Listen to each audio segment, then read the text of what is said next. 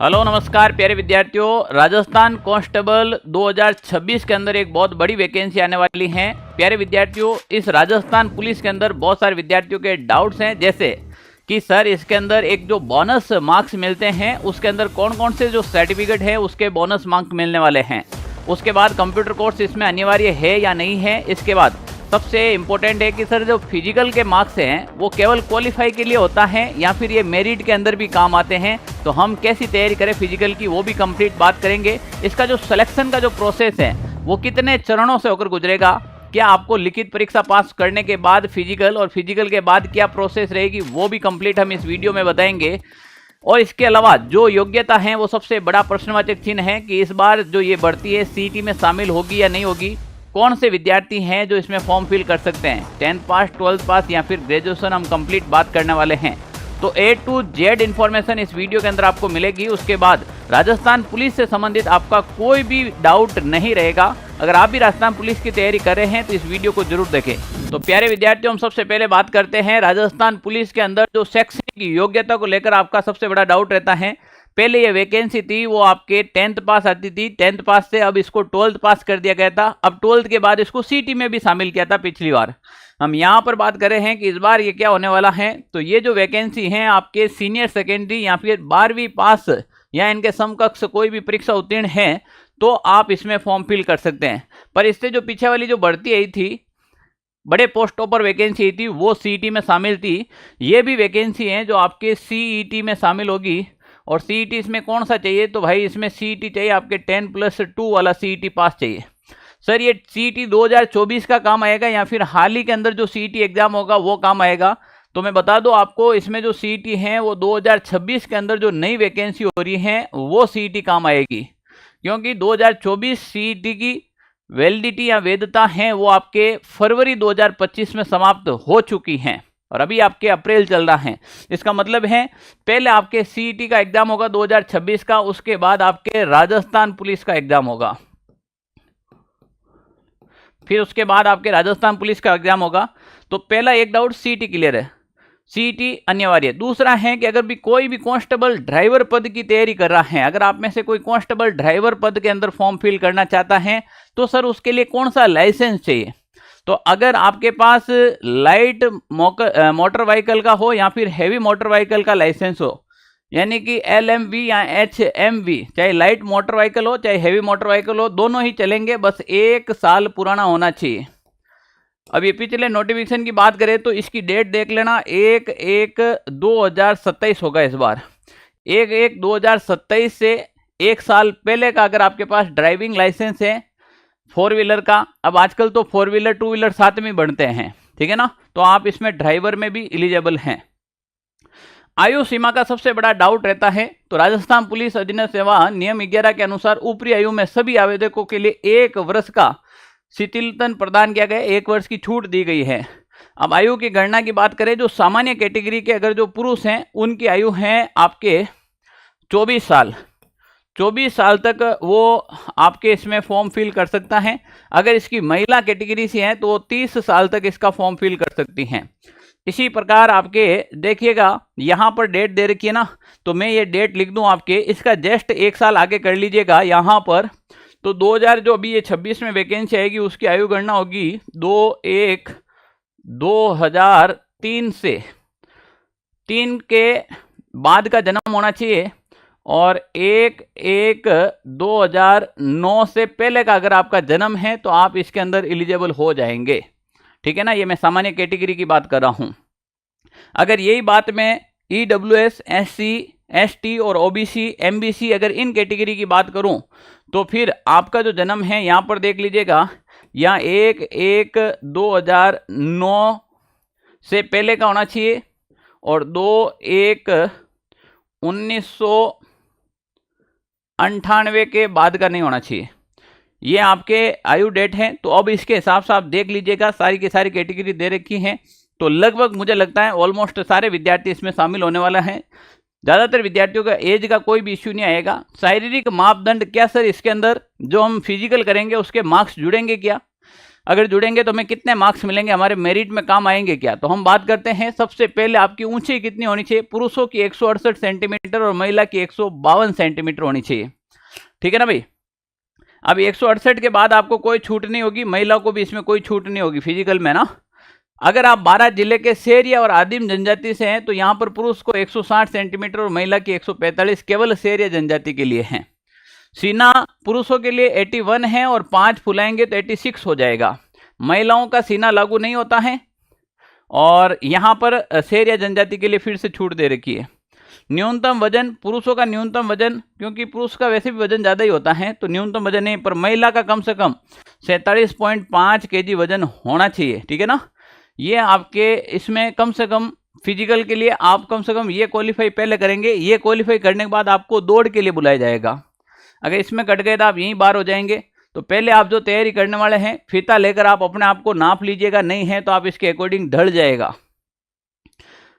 अब इसके बाद प्यारे विद्यार्थियों हम बात करें यहाँ पर 6x6 की आपके 6x6 की आंख होनी चाहिए जो आपकी नज़र है, ज़्यादा चश्मा लगा हुआ नहीं होना चाहिए, अगर लगा हुआ है तो भी इलाज होता है, सब चीज़ें पॉसिबल हैं। तो ये आपके नज़र का भी है। रंग दृष्टि रोग यानी कि जो आपके कलर हैं, रतौंधी रोग है, ऐसे रोग नहीं होने चाहिए। देखो हाथ की नसें फूली हुई नहीं होनी चाहिए।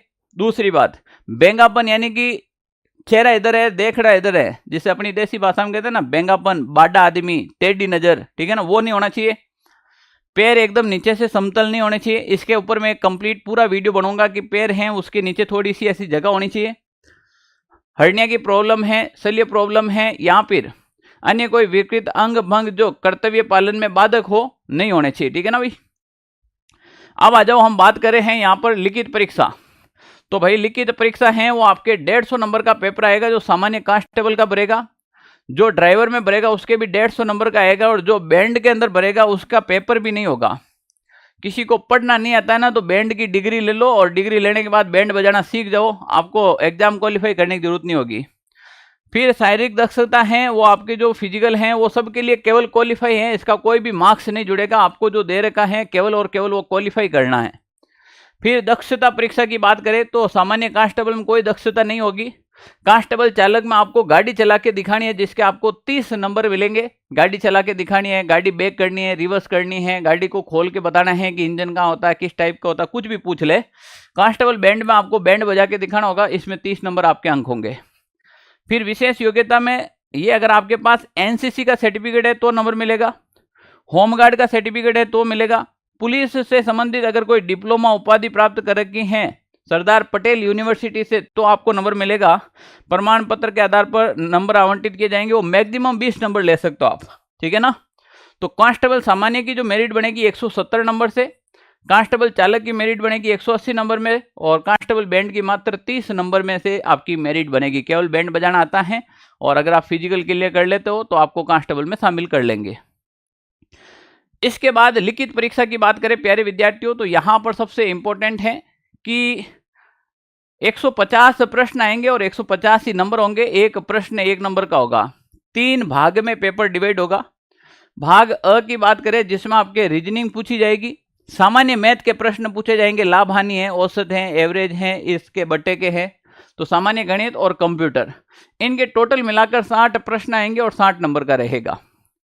सामान्य ज्ञान, सामान्य विज्ञान, समसामय की विषय यानी कि करंट अफेयर्स, महिला एवं बच्चों के अधिकार व उनके लिए राजस्थान सरकार द्वारा प्रचलित सरकारी योजनाएं व संस्थाओं की संबंधित जानकारी, ये सब मिलाकर आपके 45 प्रश्न आएंगे, 45 नंबर। और राजस्थान का इतिहास आपके 45 नंबर का आएगा। तो टोटल मिलाकर ये 150 नंबर का आपका पेपर होने वाला है। अंक 25 यहाँ पर नेगेटिव मार्किंग रहेगी, वो 1.25 की रहेगी, 1.4 की नेगेटिव मार्किंग रहेगी। 2 घंटे का टाइम मिलेगा, ठीक है ना। और मिनिमम मार्क्स लाने भी जरूरी है, आपको 40% और कैटेगरी वाले को 36% अंक लाने यहाँ पर जरूरी हैं। ये देखिए गया, कैटेगरी वालों को 40% और नहीं विदाउट कैटेगरी, और कैटेगरी वालों को 36% अंक न्यूनतम लाने भी अनिवार्य है। काफ़ी बार पेपर हार्ड आ जाता है। शायद 2018-19 के अंदर एक वैकेंसी थी, उसमें पेपर इतना हार्ड आया था कि पोस्ट खाली रह गई। तो उस समय जो न्यूनतम अंक लेकर आए ना, वो सारे के सारे विद्यार्थी लग गए। तो न्यूनतम अंक को भी ध्यान रखना, काफ़ी बार पेपर बहुत टफ आ जाता है, न्यूनतम अंक वाला विद्यार्थी है वो इसमें लग जाता है। शारीरिक दक्षता परीक्षा की बात करें तो प्यारे विद्यार्थियों, पदवार, वर्गवार, महिला पुरुष रिक्तियों के 5 गुना जो सफल विद्यार्थी हैं और कांस्टेबल बैंड पद के आवेदन को शारीरिक दक्षता परीक्षा में सम्मिलित किया जाएगा। ठीक है ना। अब प्यारे विद्यार्थियों, जितने एग्जाम में बैठे थे उनके 5 गुना विद्यार्थी को आपकी जितनी पोस्टें हैं, जैसे मान लीजिए आपके 1 पोस्ट आई है तो इनके 5 गुना यानी कि 5 को पास करेंगे। अब 10,000 पोस्ट आती है, 50,000 विद्यार्थी को पास करेंगे ना। 5 गुना अभ्यर्थी को शारीरिक दक्षता के लिए बुलाएंगे। अब शारीरिक दक्षता के लिए बुलाएंगे, सबसे पहले क्या कराएंगे, अगर आप सामान्य हैं, चालक हैं या फिर बैंड, दौड़ तो सबको दौड़नी पड़ेगी। 25 मिनट के अंदर आपको 5 किलोमीटर की रनिंग करनी पड़ेगी। महिला है तो 35 मिनट में 5 किलोमीटर। भूतपूर्व सैनिक हैं, अगर आप रिटायर्ड फौजी है तो 30 मिनट में 5 किलोमीटर। ट्राइबल सब प्लान क्षेत्र, अनुसूचित जाति अनुसूचित जनजाति से आते हैं आप, तो आपको कम से कम 30 मिनट में 5 किलोमीटर की दौड़ करनी अनिवार्य है। इसमें कोई भी प्रकार की छूट प्रदान नहीं की जाती हैं। तो प्यारे विद्यार्थियों, मुझे लगता है कि इसके बाद राजस्थान पुलिस का आपका एक भी डाउट पीछे नहीं रहेगा। कंप्लीट इंफॉर्मेशन लास्ट है। अगर आपके पास कोई भी सर्टिफिकेट है, एनसीसी में सी सर्टिफिकेट है तो 10 नंबर मिलेंगे, बी सर्टिफिकेट है तो 8 नंबर, और ए प्रमाण पत्र है जो 12वीं कक्षा या सेकेंडरी स्कूल में होता है उसके लिए आपके 6 नंबर मिलेंगे। होमगार्ड में अगर आपने 3 साल सेवा दी है तो 10 नंबर, 2 साल सेवा दी है तो 8 नंबर, और 1 साल सेवा दी है तो 6 नंबर मिलेंगे। इसके अलावा आपके अगर कोई डिप्लोमा डिग्री कर रखा है, जैसे एमए, एमएससी, क्रिमिनोलॉजी, साइबर सुरक्षा एवं इनसे संबंधित विषय में, तो 10 नंबर मिलेंगे। सिक्योरिटी मैनेजमेंट व सोशल साइंस, पुलिस प्रशासन या कानून के रूप में कम से कम एक विषय में बीए या एलएलबी कर रखी है तो 8 अंक उनके सीधे मिल जाएंगे जिनके एलएलबी कर रखी है। उपरोक्त विषय में डिप्लोमा प्राप्त हैं किसी में तो 6 नंबर यहाँ पर मिल जाता है। ये जितने भी जो मार्क्स हैं, ये मार्क्स कब काम आएंगे, ये फाइनल मेरिट में काम आएंगे जब आप लिखित परीक्षा पास करेंगे, जब आप फिजिकल पास कर लेंगे, जब आप मेडिकल पास कर लेंगे और लास्ट में आपकी मेरिट बनेगी, उस समय ये अंक आपके जोड़े जाएंगे। अगर आप लिखित परीक्षा में पास नहीं होते तो ये अंक आपके कोई भी काम के नहीं है। अगर आप फिजिकल में पास नहीं होते तो भी ये अंक आपके कोई काम के नहीं है। ये लास्ट फाइनल मेरिट के अंदर काम आते हैं। अब प्यारे विद्यार्थियों, अगर आप भी चाहते हैं कि भाई राजस्थान पुलिस की इस बार वर्दी पहन ले, इतना बड़ा मौका नहीं मिलेगा, तो ऑनलाइन सारथी का पिछला रिजल्ट भी आप देख लीजिएगा। राजस्थान के लगभग थाने के अंदर कांस्टेबल लग चुके हैं अपने पढ़ाए हुए। तो प्यारे विद्यार्थियों, ये एक बेहतरीन मौका आपके लिए भी है। यहाँ पर बहुत ही शानदार कोर्स अवेलेबल हैं, जिसमें कोर्स ज्वाइन करते ही पार्ट अ, पार्ट ब और पार्ट स तीनों ही पोर्शन आपको मिलेंगे। सबसे पहले हम चाहते हैं कि आप सिलेबस को कंप्लीट कर ले, क्योंकि सिलेबस कंप्लीट कर लेते हैं तो आधा सिलेक्शन आपका यहीं पर हो जाता है। ठीक है ना भाई, आधा युद्ध यहीं पर जीत लेते हो। और जब आप वैकेंसी आने के बाद, फॉर्म फिल होने के बाद फिर आप तैयारी शुरू करते हो तो कोई मतलब नहीं। जो वैकेंसी से पहले आप तैयारी शुरू करेंगे, फॉर्म आने से पहले अगर कोई विद्यार्थी सिलेबस कंप्लीट कर लेता है तो मैं गारंटी से कह सकता हूं उसका सिलेक्शन हो जाएगा। ठीक है ना। फिर इसके अंदर आपको टेस्ट भी इसी के अंदर शामिल ही मिलेंगे, टॉपिक वाइज टेस्ट भी मिलेंगे, और समय समय पर यानी कि आपको लाइव क्लासें भी इसके अंदर मिलेगी जिसमें प्रैक्टिस करवाई जाएगी आपको। तो ये बैच आपके लिए अवेलेबल है। बैच कहाँ से ज्वाइन करें सर, तो लिंक डिस्क्रिप्शन में दे रखा है, टेलीग्राम में दे रखा है, या फिर ऑनलाइन सारथी एप्लीकेशन डाउनलोड करें। अब आपका कोई भी अगर कांस्टेबल से रिलेटेड डाउट है तो ये ऑफिस के नंबर हैं 92 16 77 71 62। इसके ऊपर आप कॉल, मैसेज, व्हाट्सएप मैसेज या सीधा डायरेक्टली कॉल करके बात कर सकते हैं। आपके हर डाउट क्लियर किया जाएंगे। अगर आपका भी कोई डाउट है तो हमें कमेंट बॉक्स में कमेंट कीजिएगा। इन्फॉर्मेशन अच्छी लगी है तो वीडियो शेयर कीजिएगा और चैनल को सब्सक्राइब कीजिएगा। Okay, thank you. जय हिंद साथियों।